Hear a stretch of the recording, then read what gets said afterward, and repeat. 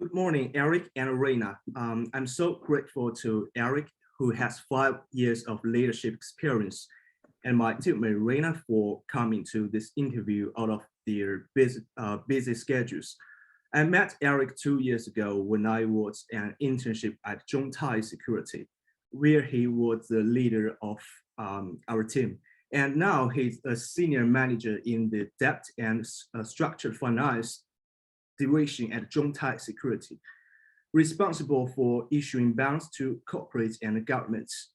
Zhongtai Security was established in 2001 and is a large integrated listed brokerage firm in China, forming a comprehensive securities holding group that integrates securities futures and funds.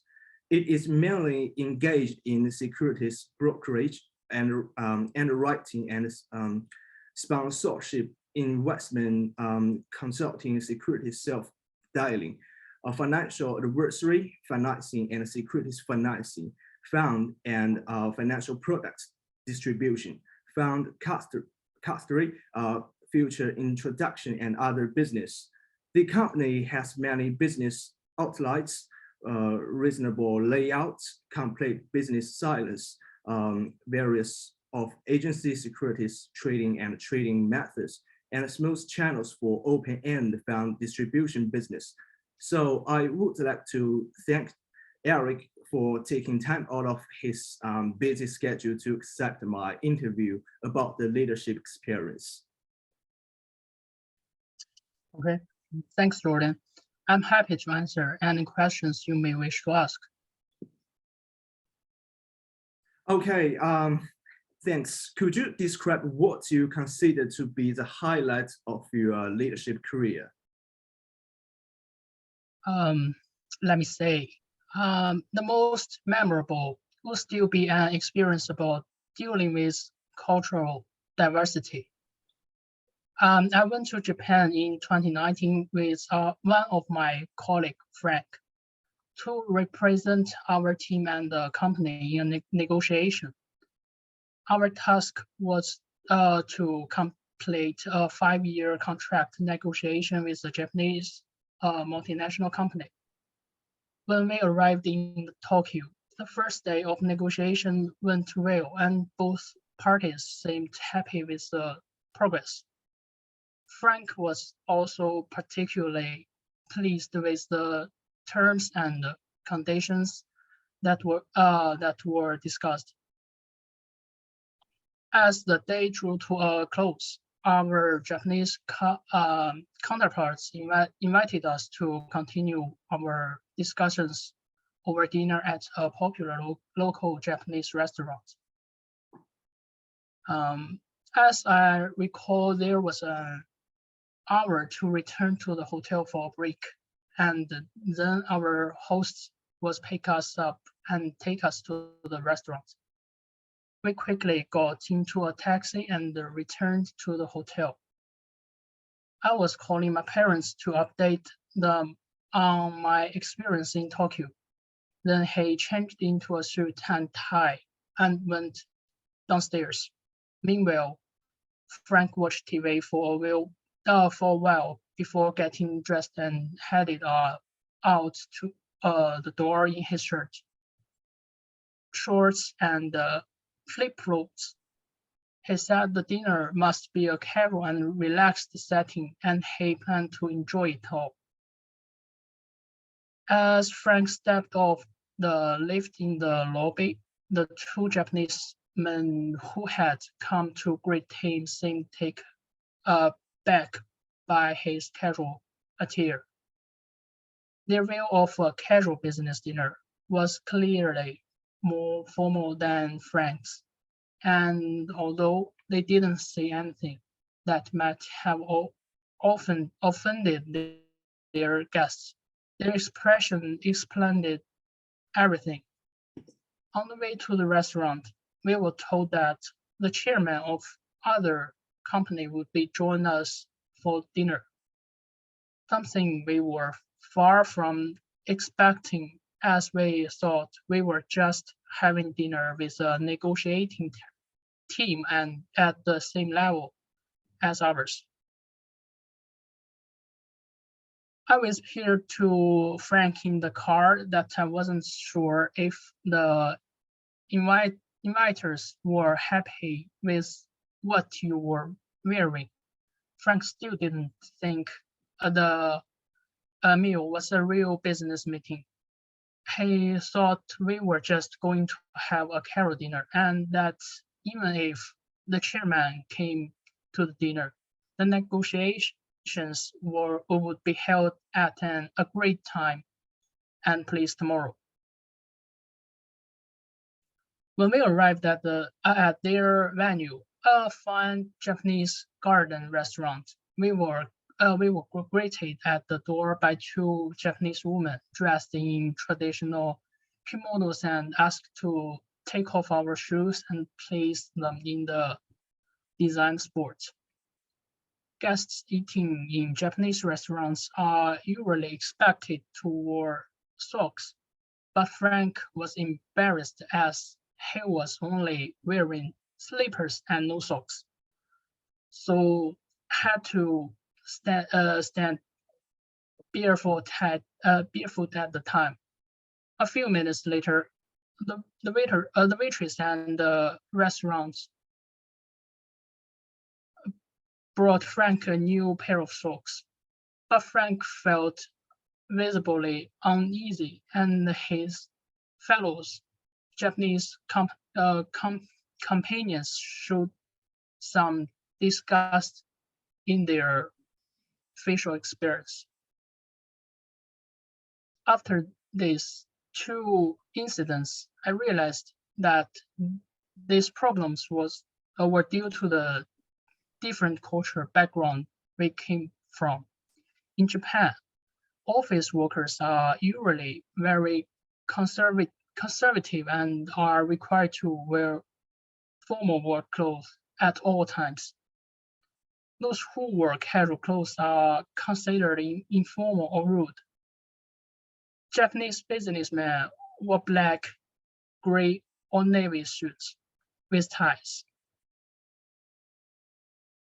Japanese businesswomen wear a white shirt with a black or navy blue suit and a skirt in a matching color. The Japanese are also known for working long hours, and whenever they are talking business, it is working time, usually 60 hours a week. Employees believe that working long hours will increase their chance of promotion. It is also a common practice for Japanese workers to drink after work in order to enhance their relationship with their managers. So my decisions at the time was to strongly suggest and even ask Frank to go back to the hotel and change his clothes before he even entered the restaurant. Frank quickly went back to the hotel to change his clothes and shoes before returning for the dinner and humbly explained to the Japanese. The misunderstanding was all cleared up, and at the end of the dinner, the chairman kindly wished us good night and thanked us for our help and negotiated the next day because we made a good impression on the other side because of our respect for cultural diversity. The negotiations went smoothly and the contract was successfully signed. When I returned to China, I was promoted by the company for this performance. Okay. That's all. Thanks, Eric. What an amazing experience. So now I'm wondering what was a very difficult and specific challenge that you encountered in your leadership career? Well, for me, there have been many difficulties in my 5 years of leadership. The most difficult of which would be the difficult of finding a work-life balance. In general, it is divided into before and after becoming a leader. When I was a leader, I faced the change of status from student to employee. When I was a student, I didn't have a leader, but after I joined, I had a leader to assign tasks to me, and I had to share good things together and bear bad things together, which was the pressure from the leader. After I became a leader, I had the responsibility to manage the people I was responsible. Although I was a leader, there were leaders above me when were in higher positions, and this was the pressure from my own leadership and the pressure of being a leader.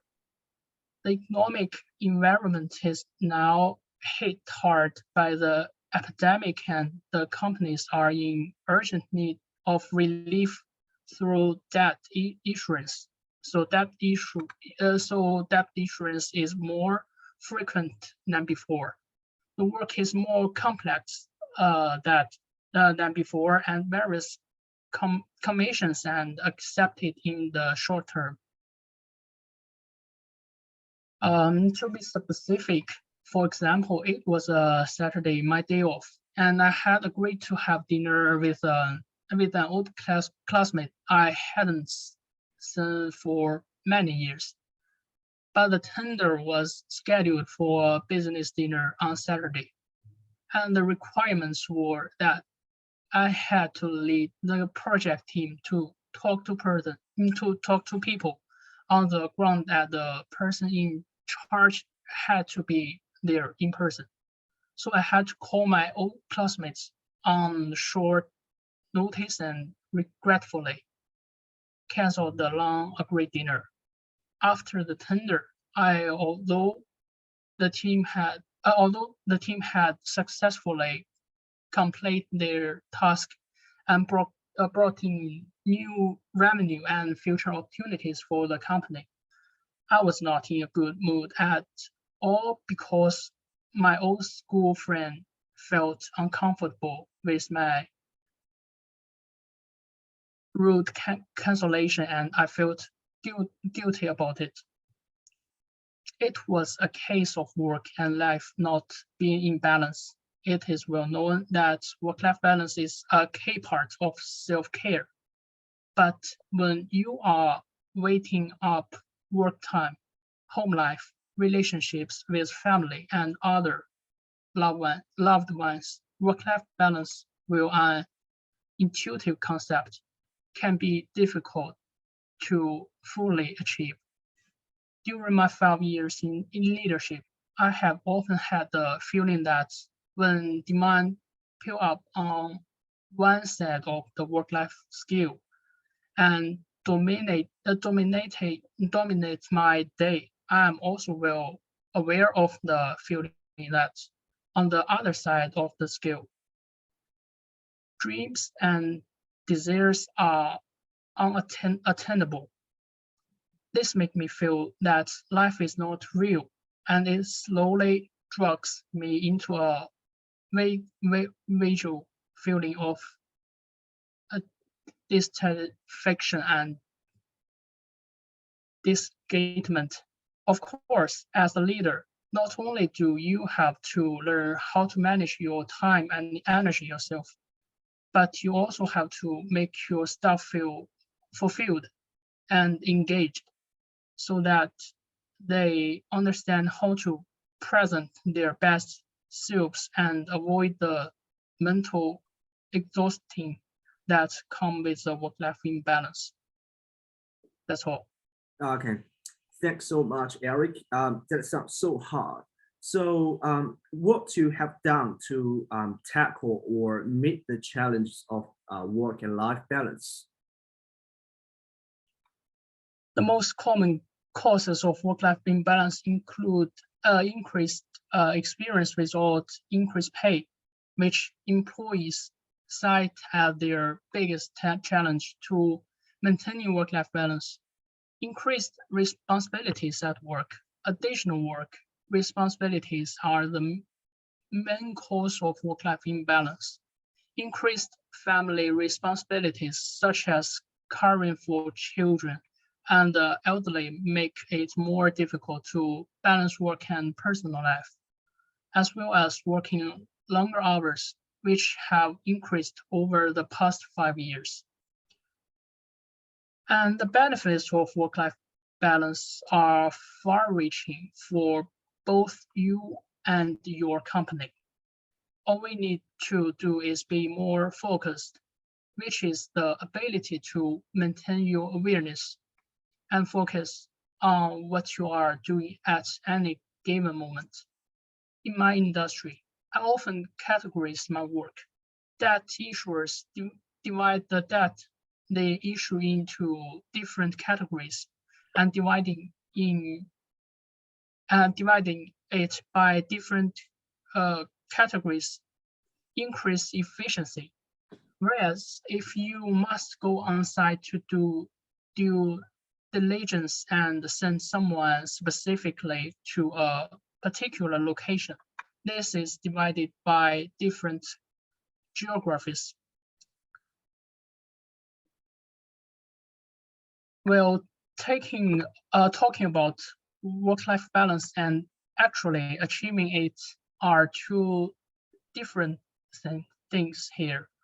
I would like to offer what I believe to be a few practical tips that will hopefully help improve the sense of balance at work and at home, and improve work-life balance. Firstly, learn to say no. Learning how to say no is probably one of the most difficult soft skills for any professional to learn and put into practice. But it is an important part of drawing the line between work and life. Saying no to less important things free up time and energy to say yes to other things that are important to you.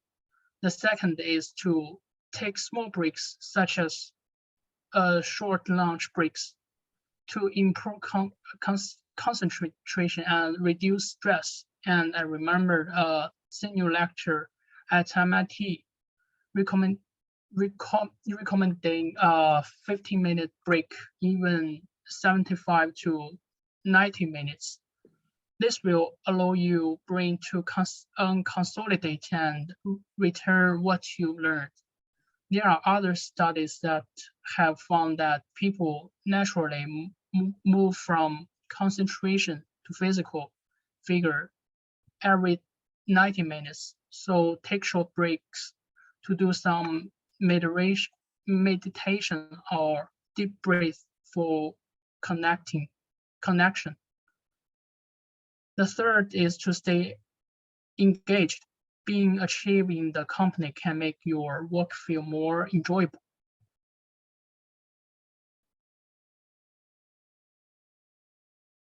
Here are a few ways I can improve work-life balance at home. The first is to maintain good communication with your family so that you can really get rid of your worries. The second is to make sure you take the time to nurture the relationship that are important to you and pay more attention to the people you spend time with.